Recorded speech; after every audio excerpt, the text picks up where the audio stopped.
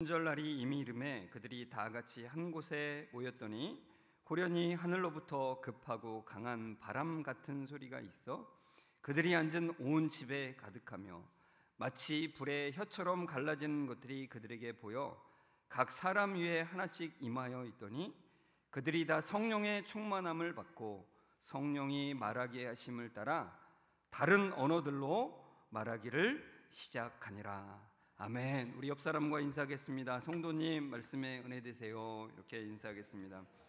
말씀에 커다란 은혜가 되시기를 주의 이름으로 축원합니다. 오늘 말씀을 보시면은 2장 1절에 오순절 날이 이름에 이미 이름에 이렇게 이제 말씀을 하죠. 오순절에 성령님이 임하시고 마가의 다락방에 있었던 모든 사람들이 성령의 충만함을 받게 됩니다. 그런데 우리가 여기서 이제 하나 궁금증을 좀 가져야 돼요. 왜 오순절인가? 성령의 충만함을 받기까지 왜 오순절까지 기다려야만 하는 것일까? 그러니까 예수님이 부활하신 다음에 50일 동안을 왜 기다려야만 했는가? 그러니까 예수님은 부활하신 후에 40일 동안 제자들에게 나타나셔서 또 많은 사람들에게 나타나셔서 하늘나라의 일을 말씀을 하시죠.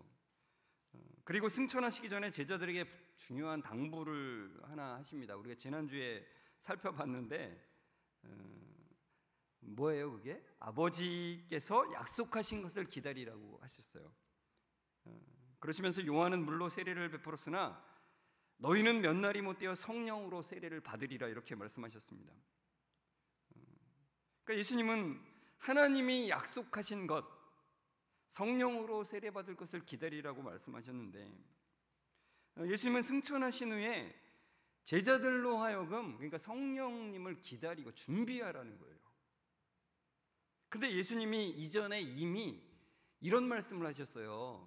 그러니까 예수님이 가셔야, 내가 가야 성령님을 보낸다라고 말씀하셨죠. 우리 같이 요한복음 16장 7절 같이 읽어볼까요?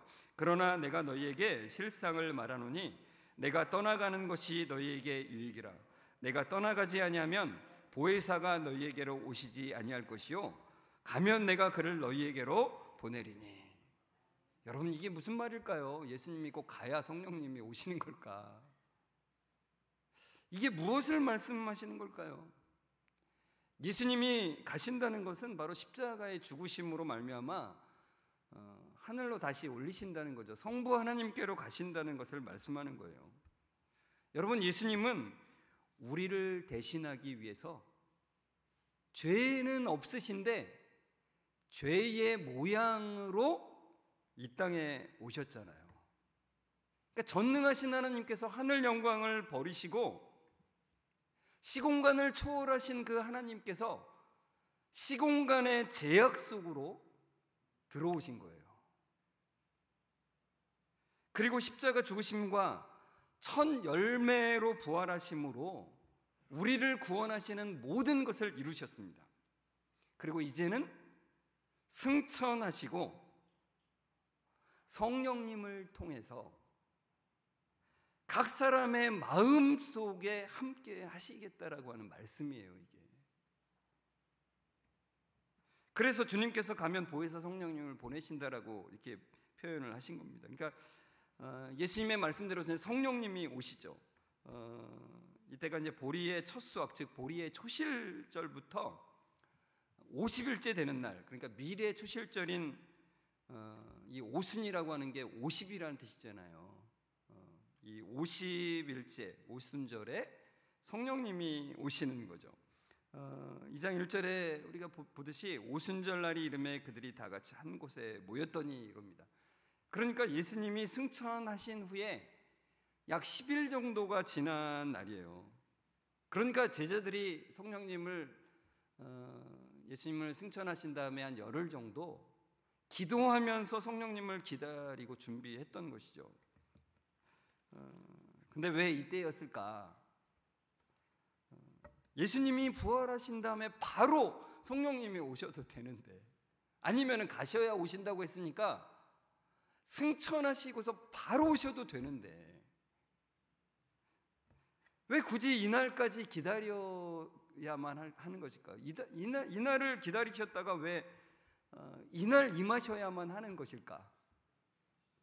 여러분, 그것은 오순절에 성령님이 임하셔야 되는 특별한 이유가 있기 때문이에요. 특별한 이유. 그러니까 오순절은 이스라엘 백성들에게 하나님께서 율법을 주시기 위해서 시내산에 임재하신 날이라는 거예요. 그렇기 때문에 성령님이 이날을 기다리셨다가 이날 임재하셨다는 것인데요. 그 시내산에 임재하는 장면을 좀 같이 우리 읽어봤으면 좋겠어요. 출애굽기 19장 16절에서 19절인데요. 같이 읽겠습니다. 셋째 날 아침에 우레와 번개와 빽빽한 구름이 산 위에 있고 나팔 소리가 매우 크게 들리니 진중에 있는 모든 백성이 다 떨더라. 모세가 하나님을 맞으려고 백성을 거느리고 진에서 나오매 그들이 산 기슭에 서 있는데 시내산에 연기가 자욱하니 여호와께서 불 가운데서 거기 강림하심이라. 그 연기가 옹기 가마 연기같이 떠오르고 온 산이 크게 진동하며 나팔 소리가 점점 커질 때에 모세가 말한즉 하나님이 음성으로 대답하시더라. 그래요. 여러분, 여기에 셋째 날 아침에로 시작하잖아요. 출애굽기 19장 16절에요. 그러니까 이게 셋째 날이라는 거는 시내산 앞에 그 광야에 시내 광야에 도착한 지 3일째 날이다는 뜻이에요. 근데 이날은 이 시내산 앞에 도착한 지 3일째 되는 날은 이집트에서 그 어린 양의 피로 인해서 구원함을 받고 이집트를 떠나 나오잖아요. 근데 떠나 나온 지 50일째가 되는 날이에요. 참 신기해요. 하나님께서 이런 것들을 맞추실 때 아까 이제 애굽에서 나올 때가 보리를 처음 수확하는 때라고 했잖아요. 근데 이때 시내산 앞에 도착해서 3일째 되는 날 이 50일째가 바로 미래 첫 열매를 얻는 때라는 거예요.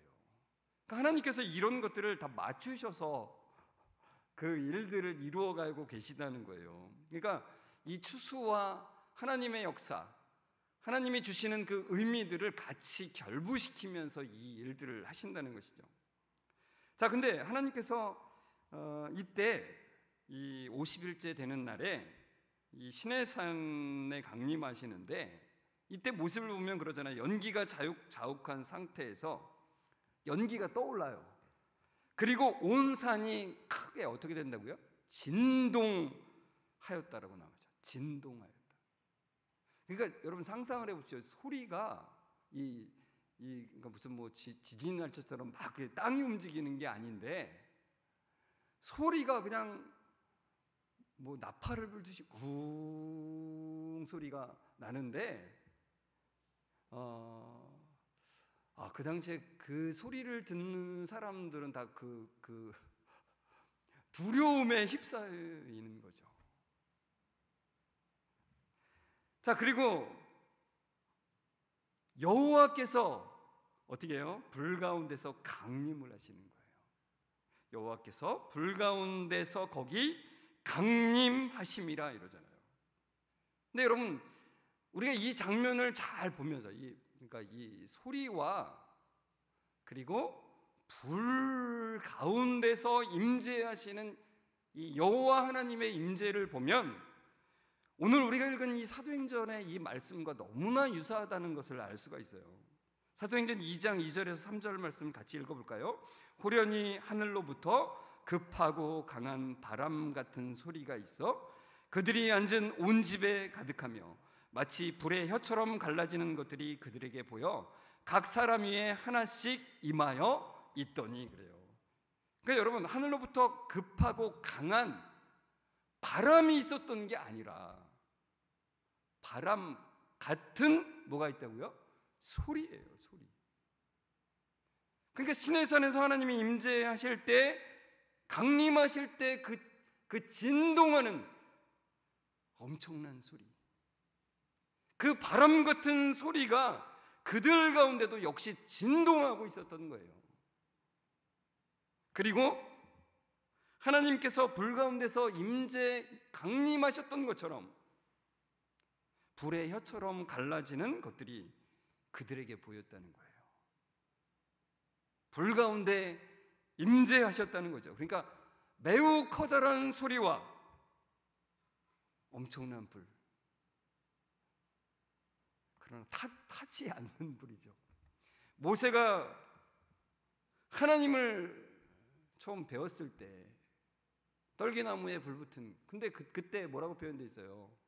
불이 붙었으나 그 나무가 타지는 않는 거예요.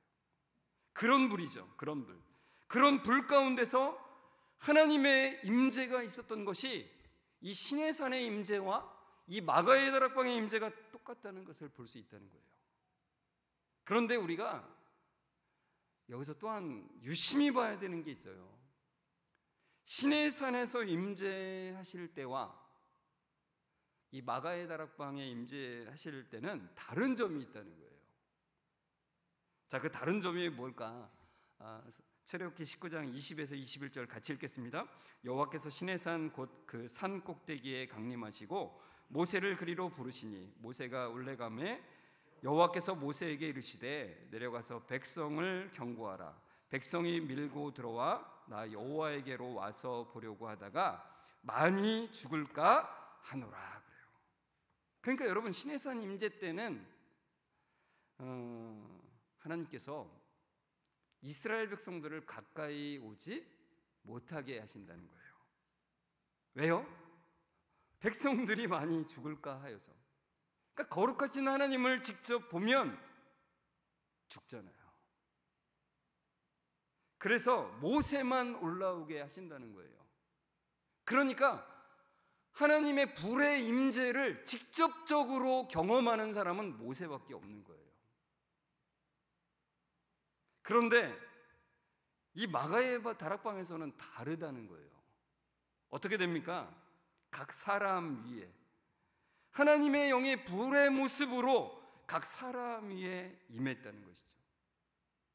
그러니까 하나님의 임재를 그 자리에 있던 모든 사람들이 직접 경험하게 됐다는 거예요. 여러분, 왜 이런 차이가 생기는 걸까요? 이 시내산에서는 모세 한 사람만 그 불의 임재를 직접적으로 경험했는데 왜 이 사도행전 이 마가의 다락방에서는 그 마가의 다락방에 있는 모든 사람들이 그것을 직접 경험했을까요? 저는 이걸 여러 번 설명했어요. 사실은 많이. 이게 바로 성경의 핵심이기 때문에 그렇습니다. 그래서 저는 이곳에 있는 모든 성도님들이 이것을 분명하게 이 시간에 다시 한번 깨닫고 본인만 깨달은 게 아니라 다른 사람에게도 이것을 설명할 수 있었으면 좋겠어요. 그래서 잘 들어보십시오. 이 변화가 생긴 이유는 바로 이 새 언약이라고 하는 말로서 그것을 분명하게 우리가 알 수 있어요. 하나님께서 에레미야 31장에 새 언약을 맺으시겠다라고 하면서 이렇게 말씀하십니다. 에레미야 31장 31절에 32절 같이 읽겠습니다. 여호와의 말씀이니라. 보라, 날이 이르리니 내가 이스라엘 집과 유다 집에 새 언약을 맺으리라. 이 언약은 내가 그들의 조상들의 손을 잡고 애굽 땅에서 인도하여 내던 날에 맺은 것과 같이 아니할 것은 내가 그들의 남편이 되었어도 그들이 내 언약을 깨뜨렸습니다. 여호와의 말씀이니라. 여러분, 새 언약은 애굽 땅에서 인도하여 내던 날에 맺은 것과 같지 않다라고 하세요. 그러니까 시내산 언약을 말하는 거예요. 좀 전에 우리가 보았던 하나님께서 불의 임재로 강림하셔서 맺었던 그 언약을 말씀해요. 여러분, 여기서 그 맺은 것과 같지 않다라고 하신 말씀을 보고서 그럼 내용이 바뀐 거지, 이렇게 우리가 생각할 수 있어요. 근데 전혀 내용이 바뀌지 않았습니다. 우리가 착각하는 것은 구약에서 신약으로 오면서 뭔가 내용이 바뀌었다 이렇게 생각할지 모르지만 전혀 내용이 바뀐 것은 하나도 없어요. 시내산에서 모세를 통해서 주셨던 그 언약은 그들이 그 언약을 깨뜨렸다 그랬어요. 그러니까 하나님은 이스라엘 백성들이 그 언약을 스스로 지키지 못하는 것을 깨닫게 하시는 거예요. 하나님과 맺은 그 언약을 어기면 죽는다는 것을 그들이 경험하게 하시는 거예요. 그리고서 그들이 할 수 없기 때문에 어떻게 하신다고요? 하나님이 하시는 것을 보여주시는 거예요. 그것이 바로 새 언약인데, 예수 그리스도께서 그 율법의 요구, 하나님과 맺으신 그 언약의 모든 요구를 예수 그리스도께서 다 이루게 하시고, 그 이루신 것이 각 사람의 마음에 적용되게 하시는데, 어떤 방법으로요? 성령님이 그 마음에 임재하시게 하는 방법으로 그것이 가능케 하시게 하신다는 거예요. 그게 바로 새 언약입니다. 에레미야서 31장 33절 말씀 같이 읽어볼까요? 그러나 그날 후에 내가 이스라엘 집과 맺을 언약은 이러하니 곧 내가 나의 법을 그들의 속에 두며 그들의 마음에 기록하여 나는 그들의 하나님이 되고 그들은 내 백성이 될 것이라. 여호와의 말씀이니라 그러잖아요. 여러분, 하나님께서는 인간이 할 수 없는 그것을 하신대요. 인간이 할 수 없는 것은 뭐라고요? 그 말씀, 하나님의 명령, 하나님과 맺은 그 언약을 인간의 죄성 때문에 지킬 수 없기 때문에 하나님께서 어떻게 하신다고요? 그 마음판에 새겨서 성령님으로 하여금 그 마음 속에 그 말씀을 두게 하심으로 그것을 기쁨으로 지키게 하는 것이 되게 하신다는 거예요. 억지로도 아니고 형식적으로도 아니고 기쁨으로 그것을 지키게 하신다는 거예요.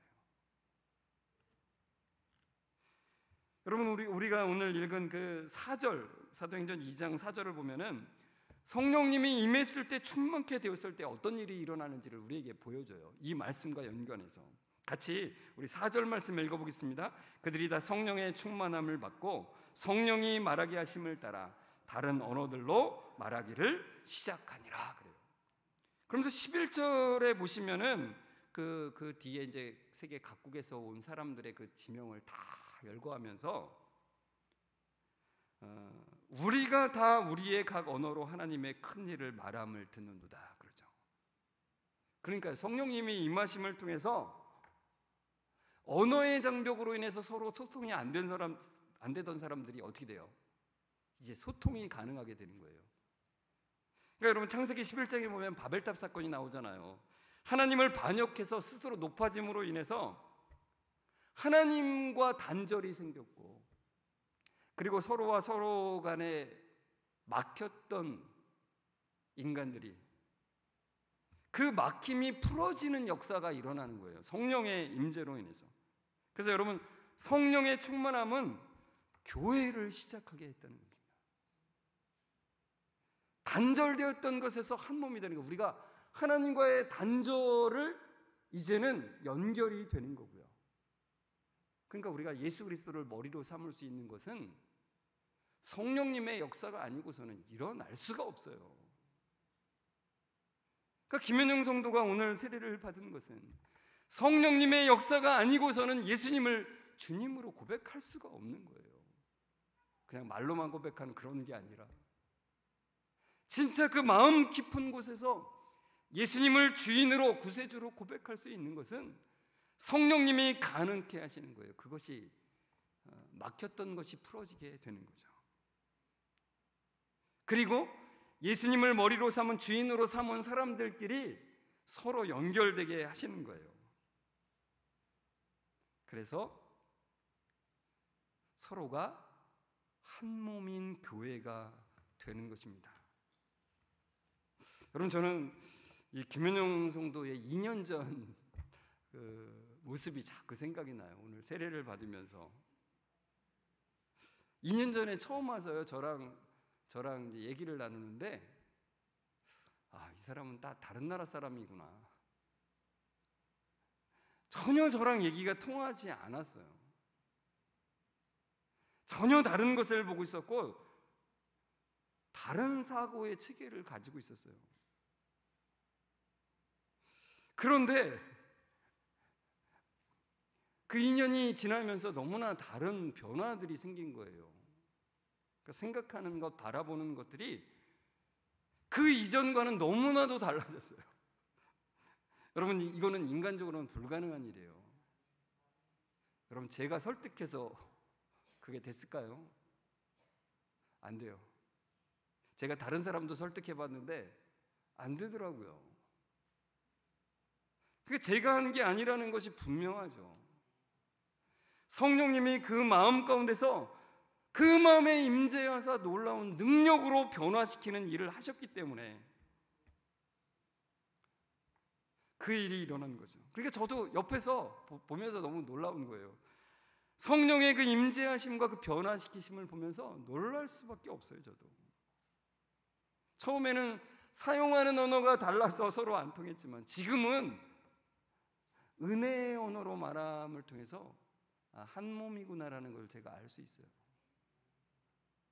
여러분, 성령님은 이런 불가능한 일들이 가능한 일로 바뀌게 하시는 거예요. 진리 가운데서 참 자유를 누리게 하셔서 우리가 예수님의 몸이 되게 하시는 것입니다. 성령 충만함으로 우리는 담대한 증인이 되는 것이고 생명과 진리의 기쁨을 함께 나누고 누리는 그런 교회가 되게 하시는 것입니다. 여러분, 이 자리에 있는 모든 분들이 성령님을 사모하면서 기도했으면 좋겠어요. 성령님, 저와 함께해 주옵소서. 우리와 함께해 주옵소서. 우리에게 성령의 그 충만함으로 날마다 부어 주옵소서. 참된 증인, 참된 교회로 그 능력을 누리게 하여 주옵소서라고 하는 그 이 기도가 끊이지 않는 모든 성도님들 되시길 주의 이름으로 축원합니다. 우리 같이 오늘 말씀을 생각하면서 찬송가 191장 3절 찬송을 같이 불렀으면 좋겠습니다. 가사가 이렇게 되겠어요. 나와 동행하시고 모든 염려 아시니 나는 숲의 새와 같이 기쁘다. 우리의 모든 상황을 아시고 함께 하시는 성령님이십니다. 그래서 내가 기쁜 마음으로 주의 뜻을 행함은 우리가 성령님이 아니고서는 우리가 기쁜 마음으로 이것을 행할 수가 없어요. 성령님이 함께 하심으로 기쁜 마음으로 주의 뜻을 행할 수 있다는 것을 고백하며 성령님 함께 주옵소서, 충만케 하옵소서라고 하는 마음으로 우리 같이 일어나서 같이 함께 간절한 마음으로 찬송했으면 좋겠습니다.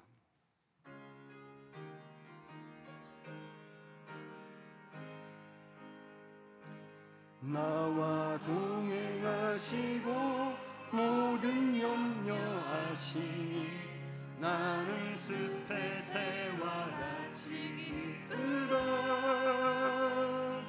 내가 기쁜 마음으로 주의 뜻을 행하니 주의 영이 함께하니라. 성령이 계시네 할렐루야 함께 하시네. 좁은 길을 걸으며 밤낮 기뻐하는 것 주의 영이 함께하니. 나와 동행하시고 모든 염려하시니 나는 숲의 새와 같이 기쁘다. 내가 기쁜 마음으로 주의 뜻을 행함은 주의 영이 함께함이라. 성령이 계시네 할렐루야 함께 하시네. 좁은 길을 걸으며 밤낮 기뻐하는 것 주의 영이 함께함이라.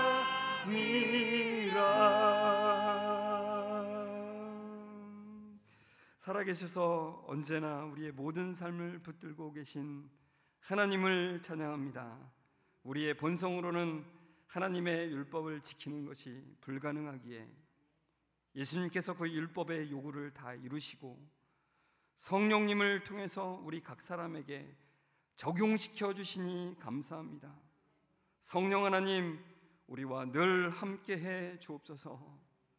우리의 마음을 붙들어 주옵소서. 우리의 마음을 지배해 주옵소서. 그래서 진리 안에서 참된 자유를 누리는 주님의 전으로서의 합당한 삶이 되게 하시고 생명과 진리의 기쁨을 더욱 풍성히 누리는 각 한 사람들 그리고 교회가 되게 하여 주옵소서.